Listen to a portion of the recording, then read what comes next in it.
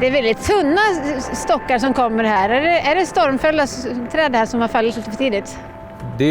Det kan vara stormfällt, det kan vara annat, men det där är massaved som är på väg och då går det i första hand upp till SCA i Sundsvall och Östrand. När det stormskadade timret nu börjar välla in från skogarna i östra Dalarna och Gästrikland, då hamnar mycket på Forsbacka terminal som ligger mellan Gävle och Sandviken. Detta är sedan ett lyckokast att terminalen precis tredubblat kapaciteten och dessutom byggt ut sammanlagt 2,5 kilometer tågspår för att kunna förbättra transportkapaciteten. Men istället för att nu öppna en containerterminal som tänkt så kommer man nu till en början bereda plats för hundratusentals kubikmeter stormskadat timmer. När den här stormen kom då började skogsbolagen ringa till oss och ber oss att ta terminalen i drift. Så det blev en ganska lyckosam timing helt enkelt? Ja, det var ju en bra timing, det var det. Det kan vara 6 miljoner kubikmeter ungefär i närområdet här och det gäller att få ut det innan 1 juli. Anger Skogsstyrelsen då för att undvika granbarkborreangrepp.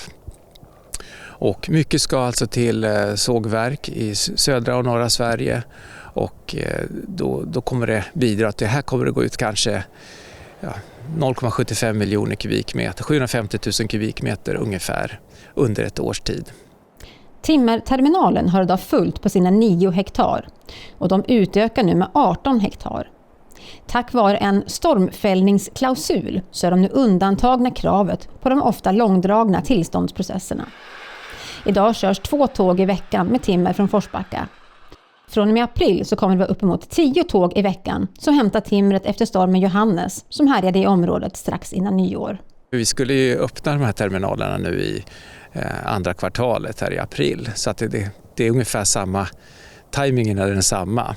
Men visst, det blir ju fler tåg på en gång som ska koordineras här nu. Det är ju, vi hade inte trott att det skulle gå så fort. Familjen Klingberg har ett långt förflutet i området som ägare till bland annat Mackmyra bruk. Den nya inriktningen att bli en containerterminal är just Gästrikland. Det är en del i satsningen på att bli ett logistiknav när containertrafiken beräknas öka med 32% enligt Trafikverkets beräkningar. Vad tror du själv? Hur kommer det se ut här om 5-10 år?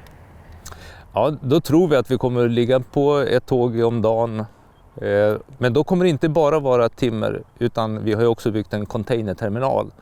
Så vi hoppas att det blir fler och fler containertåg och containerskyttel ner till Göteborgs hamn och också förhoppningsvis ett bra samarbete med Gävle hamn. Det här blir en pusselbit i hela det transportsystemet som vi behöver, vi som håller till i utkanten av Europa. Vi tycker att vi är en del av Europa men vi är egentligen i the outbacks som man säger.